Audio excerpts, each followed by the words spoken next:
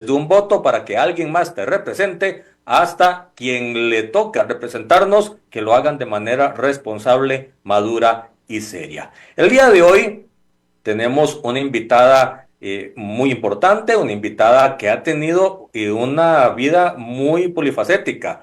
En unos momentos la hemos visto dirigiendo al fútbol nacional, en otros la hemos visto dirigiendo causas muy nobles, en otras la hemos visto dirigiendo negociaciones y actividades y procesos que nos tienen que involucrar a todos como sociedad. Y hoy la tienen también en otra área en la cual no es desconocida, ya ha estado en esa trinchera, pero otra vez da el paso adelante para poder decir yo quiero hacer algo por el país. Y así como a todos les podemos abrir micrófono cuando es un proyecto responsable, hoy lo hacemos también con doña Vicky Ross, la doctora Vicky Ross, a quien le damos la muy cordial bienvenida a este programa Red Democrática. Doña Vicky, bienvenida. Muchas gracias, Jonathan, y gracias por el espacio y también por la introducción. Sí, ha sido una vida polifacética. Yo creo que cuando trato de explicarlo, creo que la línea eh, que guía todo es la posibilidad de hacer impacto positivo. Y entonces, por dicha, a veces uno planea y Dios dispone y me ha puesto en lugares muy interesantes para poder servir. Y ese tema del servicio, doña Vicky, creo que es el principal. A ver, no le vamos a quedar bien a todo el mundo, pero sí podemos incidir en que a todos les vaya de una mejor manera bien. Y el concepto de hacer por todos y no por unos cuantos o por un sector en específico, que sería una forma muy limitada del servicio público o de quien quiere ostentar incidencia al servicio público, es que todas las decisiones deberían de afectar positivamente en la mayor posibilidad a los 5,5 millones de costarricenses. Y usted eso lo tiene claro de una forma u otra por familia, por el ecosistema en el que usted se dirige, por lo que usted ha hecho en la vida. Así es. Bueno, y vos y yo estudiamos una carrera que tiene esa vocación también, que es ciencias políticas. Vos estabas unos años atrás, sos un poquito más joven que yo, pero yo creo que además cuando uno se lo toma en serio, ver esa dinámica del poder y para qué existe el hombre en sociedad y cómo se van manifestando esas dinámicas, yo creo que si uno, por supuesto que depende de qué hay en el corazón de cada persona, pero si uno tiene la vocación de servicio, puede entender que se puede servir de diferentes lados y yo creo que eh, también ha sido un reto interesante asumir ese horizonte de puestos en los que tal vez la gente no los había entendido así antes. Doña Vicky, antes de irnos al reto más próximo que tiene usted, que es el de este domingo en 8, una elección muy importante dentro de las tiendas liberacionistas, eh, ¿quién, quién podríamos ver que es Vicky Ross? ¿Cómo se puede definir usted? Porque la podemos presentar, podemos hablar una cosa u otra, se le pueden señalar cosas que no se hicieron bien, cosas que se hicieron bien, nadie es perfecto, pero ¿cómo se define usted?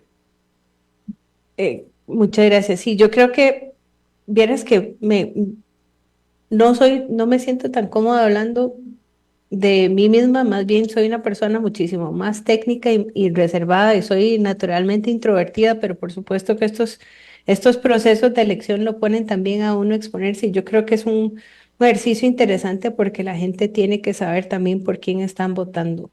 Yo tuve el privilegio de nacer en una familia de gente verdaderamente extraordinaria y de mujeres entre mujeres muy poderosas también. Eh, mi, mi tía Marjorie ha sido premio Magón, es escritora de más de 22 libros, es periodista, es abogada, ha tenido una carrera destacada también en medios de comunicación. Mi mamá, arquitecta y educadora, también trabajó más de 40 años en televisión. Mi tía Ana Gabriela dedicó toda su vida profesional al servicio público en la parte de salud pública, hoy benemérita de la patria para citar algunos, también mi tío Jorge, mi tío Walter desde el BID, ayudando a los países en todo el continente. Y eso fue verdaderamente un privilegio porque uno crece con la distorsión de pensar que lo extraordinario es normal, pero también crece con ese estándar. Entonces, desde pequeña primero tuve ese privilegio de que nunca me dijeron que nada era imposible y es algo que yo deseo también para todas las niñas y todas las mujeres, no solo de Costa Rica, sino del planeta, que puedan crecer en ese ambiente, pensando que absolutamente todo lo que puedan imaginar es posible, porque eso también va dándole forma a la vida de las mujeres y de todo el mundo, pero específicamente de las mujeres y las niñas que eventualmente nos vamos encontrando barreras en la vida y obstáculos invisibles que limitan nuestra participación en sociedad. Y pensar que nada es imposible, de verdad que es una ventaja de salida para uno en la vida. Yo, como mi mamá, les mencioné, era educadora, me enseñó a leer y escribir desde muy temprana edad, desde los 3 años. Entonces, eh, me gradué también muy temprano, entré a la Universidad de Costa Rica recién cumplidos los 16 años a Ciencias Políticas. Eh, Me costó un poco esa transición a la UCR, que la disfruté muchísimo, pero ser recién adolescente en la universidad tiene un periodo de adaptación social también, eh, pero lo disfruté muchísimo y estaba hablando ahora que el hijo de una de mis mejores amigas decidió estudiar ciencias políticas que a pesar de que no le auguraba, como le decían a uno, que se iba a hacer millonario como politólogo, que por lo menos le iba a disfrutar para el resto de su vida y que eso era una ganancia. Y ha sido cierto. Empecé a trabajar en el Instituto Interamericano de Derechos Humanos a los 17 años también a través de la universidad. Estudiaba, mis primeros jefes fueron Andrés Araya y María Lourdes González, con quien he tenido el gusto de seguir en contacto a través de los años posteriores y les tengo un aprecio personal y profesional enorme. Trabajamos en un proyecto de expansión de la democracia en Guatemala y ahí empecé a ver un poco las dinámicas de la democracia y de los procesos de exclusión en un país tan interesante para hacer ese análisis como era Guatemala. De casualidad me encontré a doña Amelia Rueda en una actividad social y conversando con ella, yo creo que por lo menos le interesé porque me hizo la oferta de que me fuera a trabajar con ella al noticiero de Canal 2 de cara a las elecciones nacionales en ese momento y que le ayudara a hacer análisis para el noticiero y yo le acepté, fui a trabajar al noticiero de Canal 2 y quedé enamorada de los medios de comunicación. Es más, le agradezco también a Olga Monge y a muchos de los periodistas de ese momento porque se tomaban el tiempo de, eh, de satisfacer las curiosidades de una estudiante adolescente que los estaba acompañando en la sala de redacción, Olga Monge. Me enseñó cómo cubrir noticias y cómo hacer notas de televisión para noticiero y a mí me encantó, pero me fascinó a tal punto que decidí que si me gustaba tanto y me llamaba tanto la atención, debía estudiar también comunicación. Entonces, a los años me fui a estudiar a Estados Unidos periodismo y comunicación con una beca académica en Florida International University en Miami, en donde estuve varios años. Al salir, inmediatamente me contrataron en Univisión. Estuve un año completo trabajando en Univisión, en Casa Matriz, en el noticiero de Univisión, y para hacer platilla extra, trabajaba extras, me dejaban hacer horas extra en los otros programas del departamento de noticias, que eran Primer Impacto y también El Gordo y la Flaca. Ahí hacía otras labores más técnicas como dirección de satélite para esos programas y podía hacer un poquillo más de plata.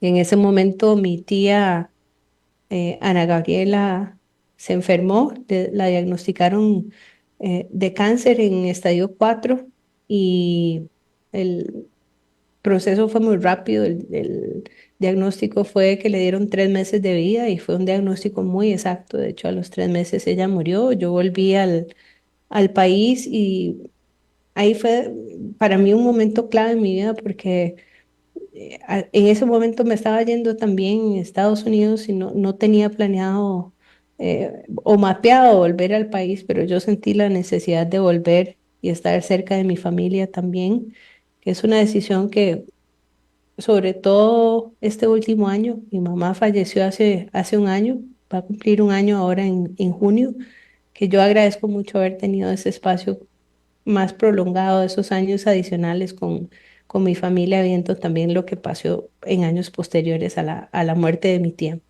Eh, entonces, cuando volví, decidimos fundar en su nombre una organización de bien social que se llama la Fundación Ana Gabriela Ross, de lucha contra el cáncer, contra todos los tipos de cáncer, pero yo creo que más reconocida por la labor que hicimos por los cánceres de las mujeres, todo el cáncer de mama y cáncer de cervix, pero hacemos todo tipo de cáncer también. Ya la organización cumple este año 22 años. Desde la pandemia estamos en pausa, pero seguimos trabajando en formato proyecto. De hecho, el año pasado le donamos a la caja más de $120,000 en equipo médico de detección temprana de cáncer cervical, por ejemplo.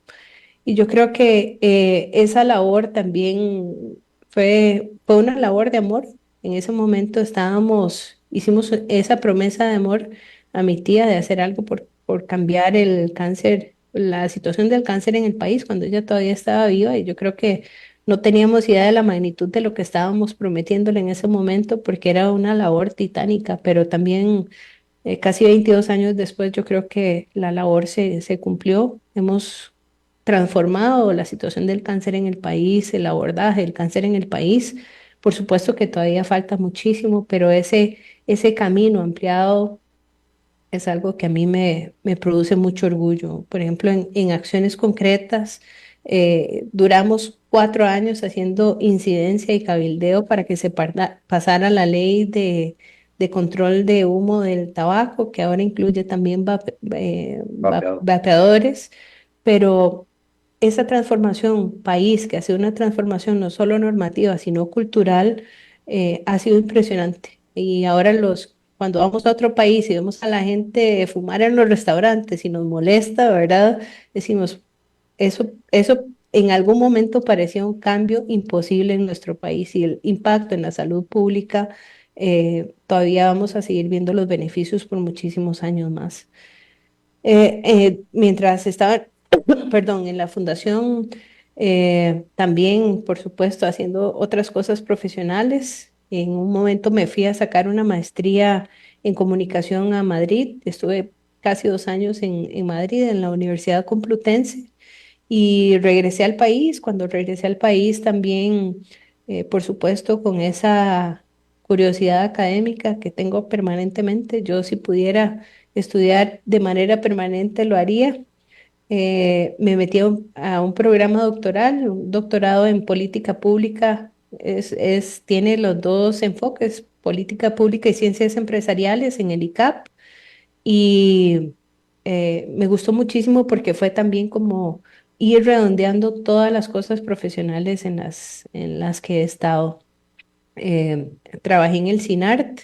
Mi tesis de maestría en Madrid, en la Universidad Complutense, fue sobre la supervivencia de la televisión pública en Costa Rica también, porque volvemos a lo mismo, a mí me interesa muchísimo el aspecto de lo público y cómo funcionamos mejor como sociedad, ¿verdad? Y cómo poner también el enfoque del diseño de la política pública para que el servicio público genere mayores beneficios para la mayor cantidad de gente. Y en ese momento coincidió con un proyecto de casa presidencial de Resonart. Entonces, cuando regresé, me, me solicitaron, para mi sorpresa, habían visto mi tesis en casa presidencial y me pidieron que fuera ver ese proyecto al CINART. Estuve ahí trabajando 2 años. Desafortunadamente la reestructuración se planteó, pero nunca se hizo. Yo creo que todavía está pendiente una buena reestructuración del Sistema Nacional de Radio y Televisión y yo creo que ya incorporaría formalmente también un sistema multiplataforma, pero eh, fue una experiencia maravillosa poder también liderar ese proceso con profesionales top. Por ejemplo, una de las agencias contratadas en ese proceso fue la agencia Deloitte y poder entender cómo se hacía de una manera profunda una reestructuración organizacional que me ha tocado hacerla también en otras instancias profesionales después de esa. Entonces aprendí muchísimo y pude aplicar muchísimas cosas a partir de eso también. Eh, Seguí trabajando y la fundación fue creciendo a tal punto que los eventos que nosotros convocábamos, como la caminata contra el cáncer, llegó en algún momento a convocar a más de 125.000 personas en Paseo Colón un domingo. Yo creo que viendo cómo nos hemos ido transformando como sociedad, de entender la magnitud de poder convocar a 125.000 personas por una causa. eh, no deja de ser asombroso y yo agradezco muchísimo a todas las personas que trabajaron con nosotros haciendo eso posible. No es una cosa, no es una convocatoria que se hacía de manera espontánea, era un trabajo que se hacía de base durante un año para que eso sucediera y la verdad es que cada vez que sucedía, además de la sorpresa y gratitud que yo sentía en mi corazón, definitivamente nos ayudaba a avanzar la causa muchísimo más, porque hacía evidente y notorio el impacto que tenía en la vida de la gente el tema del cáncer. Eventualmente, pues desde los 18 años también, a partir de mi paso por la Escuela de Ciencias Políticas y también la participación en la política universitaria, también me integré a la política nacional, desde los 18 años en el Partido de Liberación Nacional, pero de una participación muchísimo más técnica y de generación de pensamiento que en la parte electoral. Y te cuento que en el 2015 me seleccionaron como parte de un grupo de líderes globales y estaba conversando en un seminario con un amigo que tiene o tenía una ONG para ayudar a muchachos a evitar la exclusión estudiantil, sobre todo muchachos de colegio.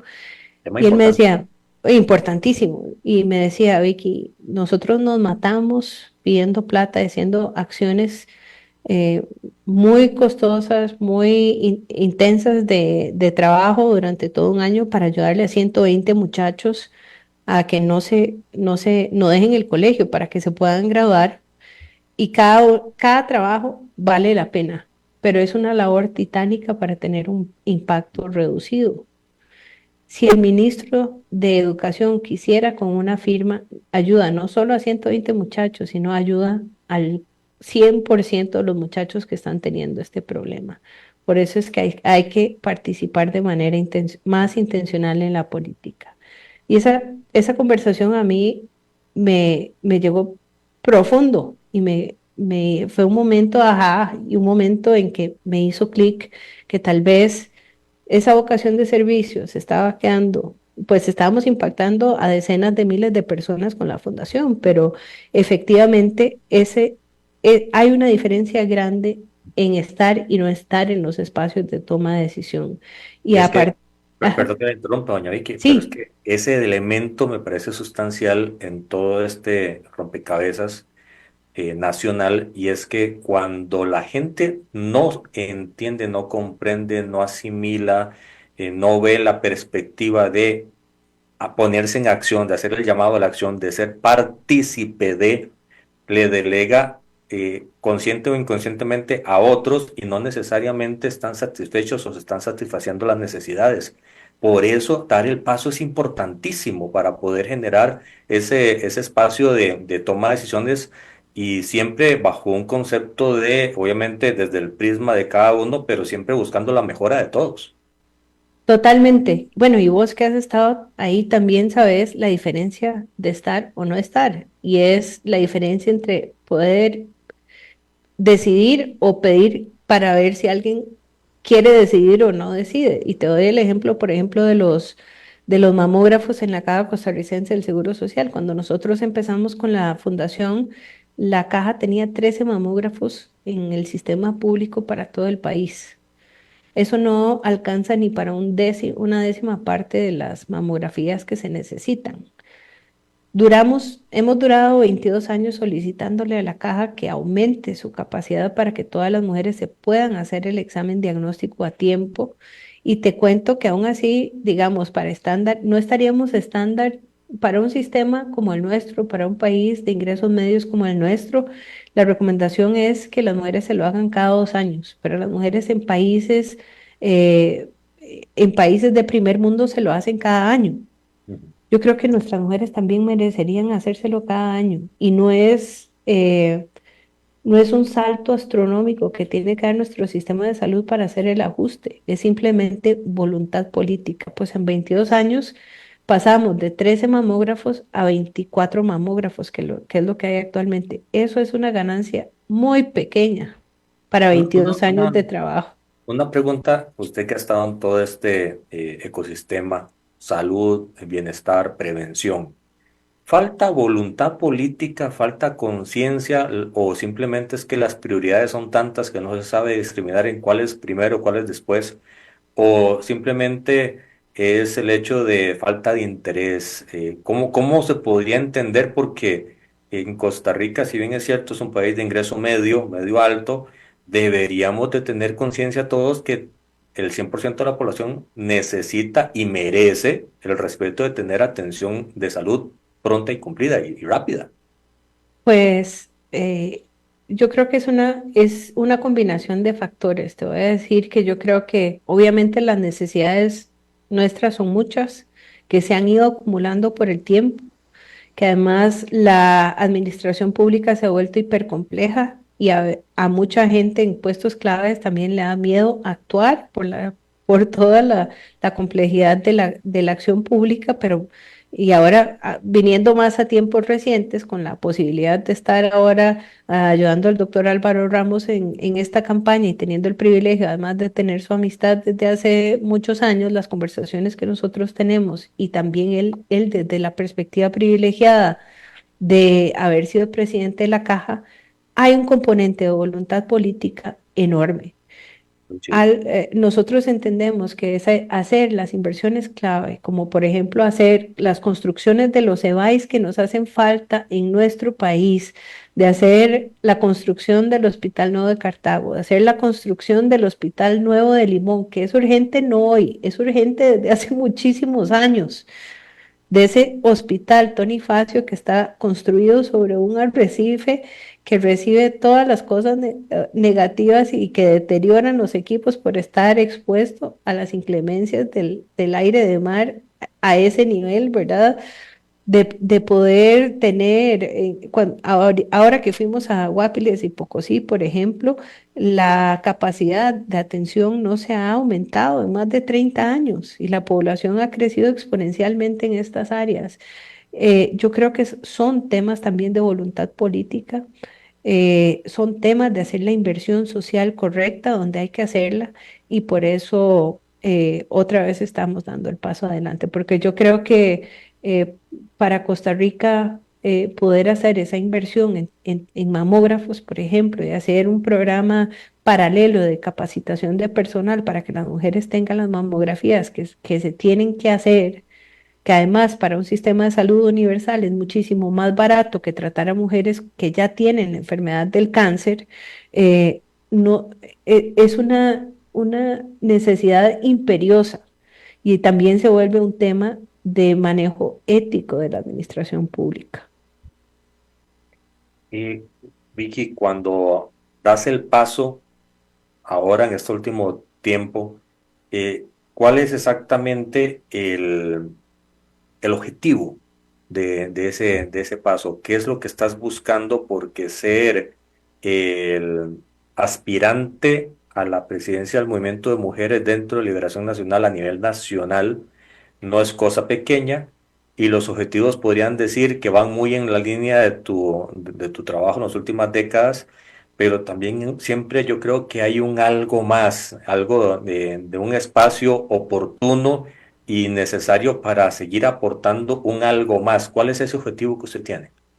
Bueno, la ventaja que tiene Liberación Nacional, que tiene esta estructura que a veces es muy compleja, ¿verdad? Tiene la ventaja y la dificultad de que es una estructura vieja y amplia, pero con la ventaja de que se ha ido renovando. De hecho, por ejemplo, la ampliación de la estructura ahora en nuevos sectores es una buena muestra también de la apertura del partido, de la voluntad de cambio que tiene y esas cosas maravillosas que me parece a mí que tiene Liberación Nacional es poder tener una representación de sectores interna. Dentro de esas, el movimiento de mujeres, que no se puede decir, es mucho más que un movimiento, es la representación del 51% de la población del país y de poder tener una plataforma partidaria, que es el mecanismo por excelencia dentro de la democracia, para poder tener incidencia en temas de las mujeres. Y Vicky, si, sí, una pregunta, disculpa que te interrumpa, porque acabas de dar un dato que es lógico, todos lo conocemos, pero pocas veces se concientiza, y es que son el 51% del país. Dentro de Liberación Nacional y como parte de la organización del sector mujer de Liberación Nacional, se tiene conciencia de que en dos platos son más de la mitad del país y que deberían de tener un peso en toma de decisiones y en participación equivalente a eso.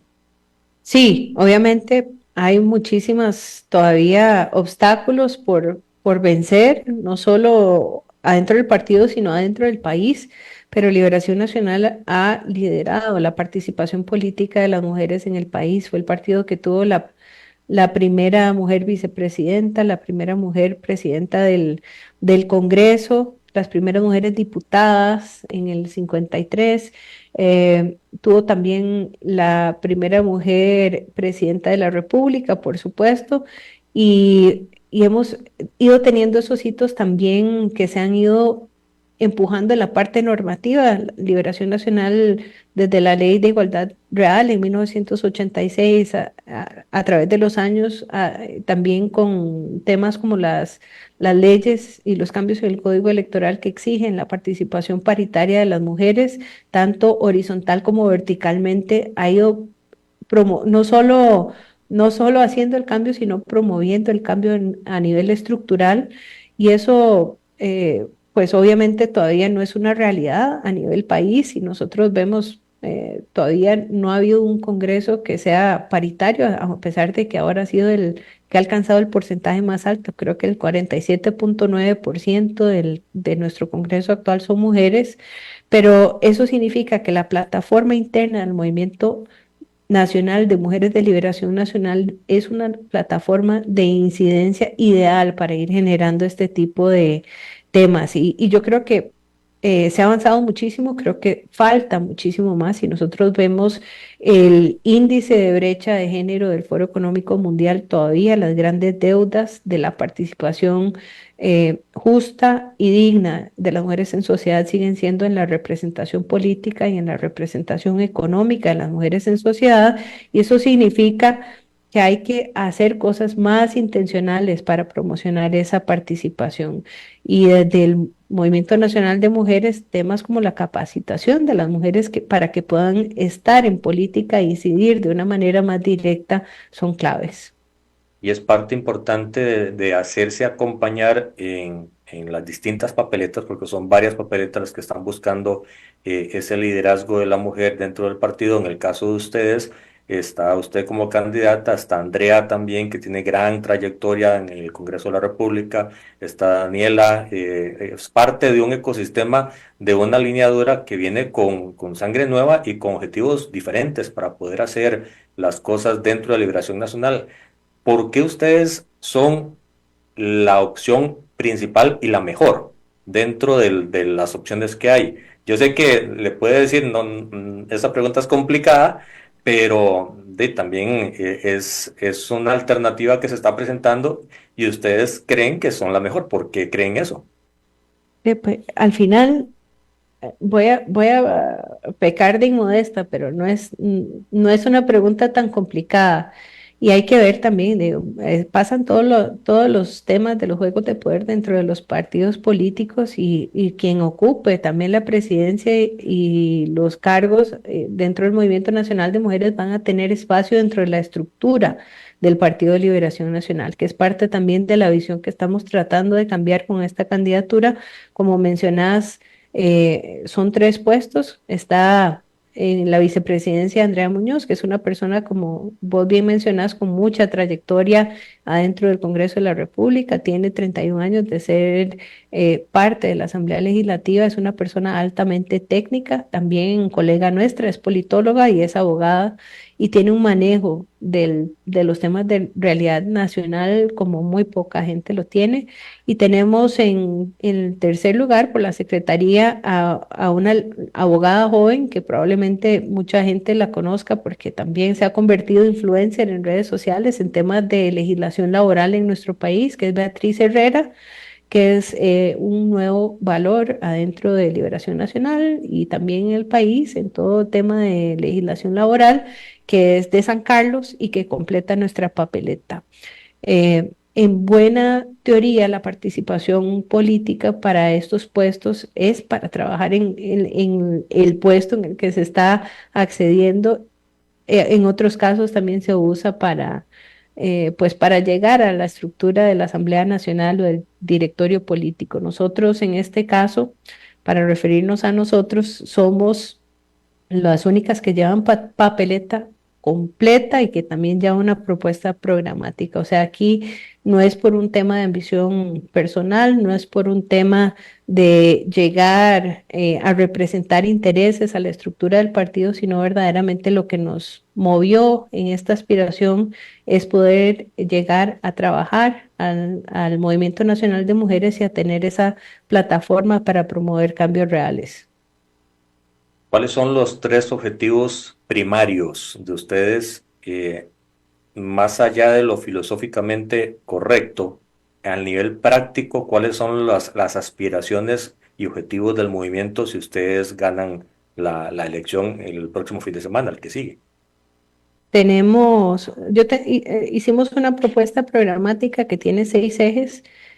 Pasa primero, y por supuesto, por la participación política y el liderazgo femenino, que es parte de lo que te contaba. O sea, todavía muchísima de la deuda país se centra en que, a pesar de que normativamente se han abierto los espacios, es difícil encontrar todavía mujeres que quieran estar en los espacios, sobre todo en temas de estructura base, más que estamos pasando por un momento no solo país, sino mundo, que hay un desencanto social con la participación política y hay que volver a enamorar a la gente con la participación política precisamente por eso que hablábamos al principio, porque es la plataforma por excelencia para poder hacer cambio positivo para toda nuestra sociedad. Y en ese eje nosotros queremos preparar a las mujeres de todo el país para integrarse a la estructura y a las que están integradas para poder también enfrentar los procesos de representación. No sé cómo fue tu experiencia, pero la mayoría de las mujeres con las que nosotros hemos conversado, no solo ahora, sino a través de los años, se postulan, pero nadie las capacita para lo que van a tener que llegar a hacer, para cómo son las dinámicas políticas y eso es parte de lo que nosotros tenemos mapeado, poder trabajar desde esa plataforma para poder darle herramientas a las mujeres para tener incidencia. Y hay dos momentos claves a futuro, por supuesto que la elección nacional y ya pronto también el tema de las elecciones municipales. Entonces, poder hacer un planeamiento clave de un trabajo específico que se haga a partir de esa plataforma va a ser esencial. Tenemos un segundo eje que es el tema de la autonomía económica y emprendimiento femenino, también pensando en esas dos grandes brechas que te mencionaba, la participación económica de las mujeres y esto pasa no solo por un tema de economía de las mujeres, sino también tiene incidencia en la participación política de las mujeres. Las mujeres usualmente tienen menos recursos para participar en política y entonces así matamos también dos pájaros con una misma piedra. Un tercer eje que tiene que ver con una situación muy lamentable que estamos atravesando en el país, que el tema de la prevención y la atención de la violencia basada en género, y eso es un tema muy amplio, pero yo creo que hemos retrocedido en los últimos años en ese tema y lo hemos representado en las cifras altas, por ejemplo, de femicidios en nuestro país, con el año más sangriento que han tenido las mujeres en la historia, que es este 2025, y las cifras que están sobrepasando cualquier número que hayamos tenido en el pasado sin una estrategia clara y sin voces claras también que se manifiesten sobre acciones concretas que tengamos que hacer para atender este tema. Todo, otro cuarto eje que tiene que ver con todo lo que yo he trabajado durante 22 años, que es el tema de la salud integral y también derechos reproductivos de las mujeres, cómo atendemos todo el tema, es este tema que es un distorsionador de base también para la participación de las mujeres en sociedad. Y el quinto eje, que es la educación e información para la igualdad, que es seguir utilizando la plataforma de incidencia para promover la participación paritaria, justa y digna de las mujeres en nuestra sociedad, y sostenibilidad y medio ambiente, que es otro tema de los grandes temas en la actualidad que también afecta de manera dispara a las mujeres. Doña Vicky, en la anterior asamblea, cuando estábamos en el Congreso, conversaba con dos compañeras que son liberacionistas y me decían, es que no sabes lo complicado que es hacerse el espacio. Puede uno querer, pero lograrlo a veces es sudor y a veces es sangre incluso del esfuerzo que hay que hacer. ¿Por qué? Y eso es en general de todos los partidos, pero ¿por qué en Liberación cuesta tanto ese espacio y ese momento para que puedan ir a la acción de las mujeres y empezar a hablar y a participar en todos los foros y a proponer en todos los temas, no solo en los que de muy mala manera se etiqueta, que son los que deberían de ser? ¿Cuánto tiempo nos queda para hablar? Perdón.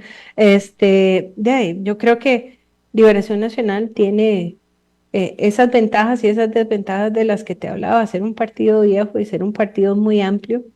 Y yo creo que ese número del índice de brecha de género del Foro Económico Mundial es ciertísimo a uno que lo vive.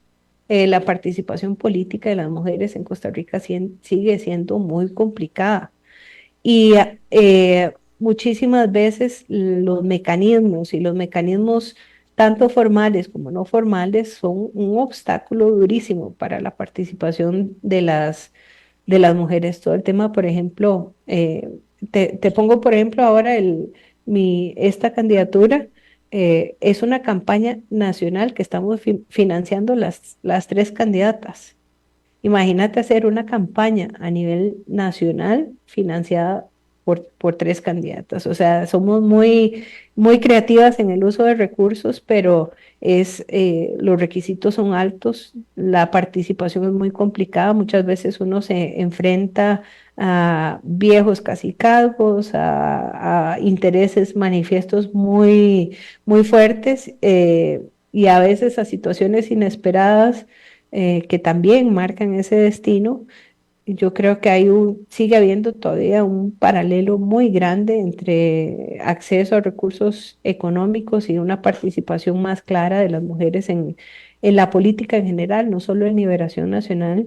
Eh, Hace muchos años oía a un ex candidato de la República de otro partido decir que si uno no tenía disponibles por lo menos que por cierto la participación de don Enrique Castillo me recordó esa frase de ese político de otro partido, por lo menos $1 millón que no debería ni siquiera asomar la cabeza. Y ¿cuántas mujeres tienen en nuestro país $1 millón disponibles para participar en política en esa escala, ¿verdad? No muchas y tampoco a muchas les están levantando la mano eh, para contribuirles, para hacerles donaciones para esa participación. Entonces, hay distorsiones enormes en cantidad de recursos, en espacios, también en cultura política. uno sigue viendo todavía lamentablemente espacios en los que las mujeres no es que somos minoría, es que muchas veces somos solo una en la mesa si estamos en espacios de dinámicas políticas que deciden cosas importantes y es por eso que poder utilizar esta plataforma como lo tiene el Movimiento Nacional de Mujeres del Partido de Liberación Nacional, que por cierto no son todos los partidos políticos que tienen la ventaja de tener esta estructura, llegar ahí es esencial para poder tener incidencia en aplanar un poquito la cancha o por lo menos cambiarle un poquito el grado de inclinación para que las mujeres puedan participar de una manera más fácil. ¿Cómo están viendo esta elección, el movimiento, la tendencia de Álvaro Ramos, que es la que ustedes representan en el eje de la mujer? Está haciendo su espacio, está haciendo su trabajo. ¿Cómo están viendo en el terreno esa posibilidad de que no solo sea él, sino que también, y es lo que debería de acoplarse en función de la homogeneidad dentro del partido, que también logren la presidencia de la mujer, la presidencia de trabajadores, la presidencia de los demás sectores que también están en disputa, porque lo que se visualiza y lo que se visibiliza es la lucha de los precandidatos presidenciales, pero también están los demás compartimentos que no son nada especiales y nada de menor cuantía. Esa es una excelente pregunta porque yo creo que eh, esta es la dinámica política interna es de consumo para los que estamos adentro, pero la gente tiene que saber lo que se está decidiendo este próximo 6 de abril, porque los que vayan a votar van a recibir varias papeletas, van a recibir la papeleta de los precandidatos, que es donde está don Álvaro Ramos, ahí van a poder escogerlo a él como próximo candidato a la presidencia de la República, pero también van a escoger una papeleta distrital y cantonal y una papeleta que tienen que pedir para movimientos, que ahí está el movimiento de mujeres. Las mujeres pueden votar por las mujeres. Hay un movimiento de jóvenes, los menores de 35 pueden votar por el movimiento de juventud. Si son mujeres, pueden votar por cualquiera de los dos, pero no pueden votar por los dos. Tienen que escoger si votan por mujeres o votan por jóvenes. Los trabajadores, que somos casi todos los que trabajamos, pueden votar por el movimiento de trabajadores y los cooperativistas pueden votar por el movimiento cooperativista y tienen que hacer una declaración jurada de que pertenecen a una institución cooperativa para poder ejercer el voto por el movimiento cooperativo. Es la más complicadilla de votar, pero también tienen la oportunidad de hacerlo. Entonces, las mujeres tienen esa ventaja de poder ir a votar también por el movimiento de mujeres, tienen que solicitar la papeleta rosada, pero lo que estamos decidiendo es un cambio de estructura completa en Liberación Nacional. Esto va a decidir cómo queda conformada la siguiente Asamblea Nacional del partido y la Asamblea Nacional va a ser quien decida también, es un proceso piramidal, se deciden las asambleas. Distritales, cantonales, pues provinciales, y ahí se define la Asamblea Nacional que va a ser quien decida cómo van a estar configuradas las listas nacionales de diputados para completar la oferta política al país de cara a las elecciones del próximo febrero del 2026. Entonces es esencial que quede bien configurada esa Asamblea Nacional para que la oferta que el partido pueda presentar al electorado costarricense sea una oferta robusta, que esté en línea con lo que nosotros estamos promoviendo, que es un partido renovado, con liderazgos renovados, con gente nueva y que tenga esa oportunidad de presentar esa cara nueva que hemos estado promoviendo también desde hace algunos meses con la renovación de las estructuras, con la renuncia de los liderazgos tradicionales a espacios clave dentro del partido y que se vea finalmente culminado en esa oferta electoral de cara a febrero del 2026. Esta pregunta yo creo que es obligatoria y más entre politólogos. ¿Por qué Liberación Nacional tiene que volver al poder en el 2026? ¿Por qué debería de dar ese paso Liberación hacia la silla más importante de la toma de decisiones de Costa Rica? Yo creo que Liberación Nacional ha sido el partido político que ha sido el actor clave más importante en, desde 1948. Hemos sido gobierno casi la mitad del tiempo. Desde que se abrió el sistema, en realidad el bipartidismo fue nominal, fue un periodo muy corto. Nosotros hemos sido históricamente un partido más de coaliciones y alianzas en toda nuestra historia. Si hacemos una mirada amplia, el bipartidismo nominal duró solo 19 años, que es algo que es impresionante cuando uno oye todas las críticas al bipartidismo, si el periodo fue en realidad muy corto, y después nos volvimos a abrir nuestro sistema a un sistema multipartidista y que está en constante evolución. Yo creo que el electorado ha tenido la oportunidad de elegir eh, opciones diferentes en estos últimos 12 años, y los resultados en realidad han sido pobres en términos de desempeño de lo público. Yo creo que Liberación Nacional tiene todavía eh, una riqueza de recurso humano disponible. Y creo además, te voy a decir una cosa, de cara a la coyuntura nacional que estamos viviendo, yo no lo interpreto simplemente como una estructura partidaria. Yo creo que este es un movimiento nacional que va a convocar a gente incluso afuera del Partido de Liberación Nacional, y a volver a tener fenómenos como los que tuvimos en el pasado, en que la convocatoria fue muchísimo más amplia y que pudimos también tener la posibilidad de jalar talento afuera de Liberación Nacional, no solo para fines electorales, sino para fines de la administración pública, y volver a un país que se vuelva a encarrilar en esos rieles del progreso y el desarrollo humano que han sido el orgullo de los costarricenses, de por qué hemos tenido un desarrollo humano diferente, una historia diferente, no solo en Centroamérica, sino en el mundo en los últimos, en la última mitad de siglo. Y cuando uno ve la desinversión en temas sociales, ayer justamente estaba hablando con una señora de Guararí que tiene centros de red de cuidado que tuvo que cerrar por la falta de inversión, y esto uno lo ve en todo el país, y lo que significa eso, no solo para las mujeres, sino para las familias de nuestro país, el impacto que hemos tenido y lo que va a significar eso también, un deterioro social que lo ve uno inmediatamente reflejado en altas tasas de criminalidad, desafortunadamente en altas tasas de homicidio. Significa que hay una descomposición social que se ha ido acelerando, y yo creo que nosotros tenemos la aspiración país no solo de la defensa democrática, sino de volver a recomponer ese tejido social que nos ha hecho grandes y diferentes durante más de 50 años. Y finalmente, doña Vicky, ¿por qué escoger a Álvaro? Dentro de las opciones de los precandidatos está Carolina, está Hilbert, está Marvin. ¿Por qué Álvaro? Yo a los otros les tengo muy buen aprecio. A don Marvin no lo conocía hasta ahora y me parece que es un profesional técnico formidable, pero sin embargo yo conocía a Álvaro y hemos tenido una amistad desde el 2011, cuando yo te contaba que volvía de España y me decidí por un programa doctoral.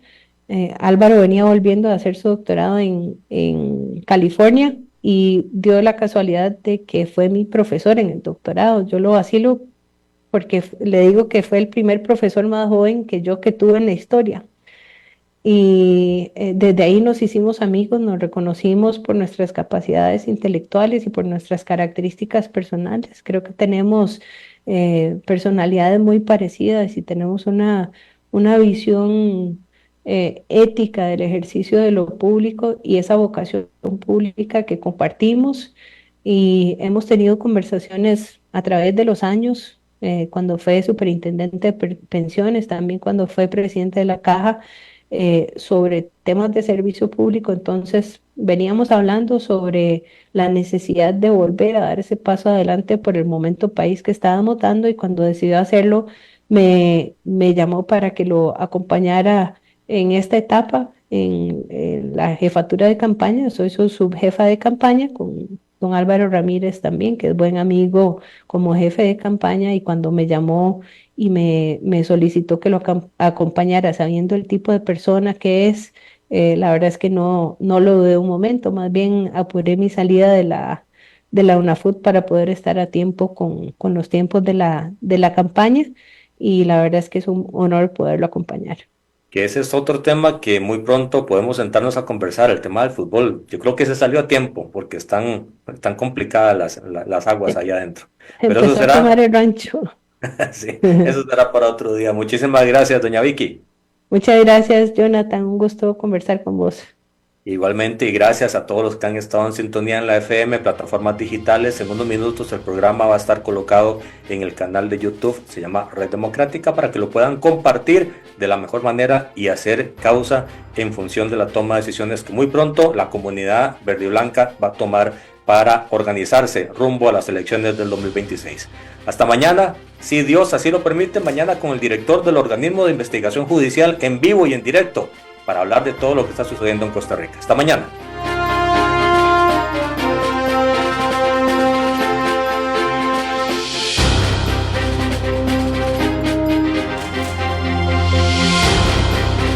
Esto ha sido todo por hoy.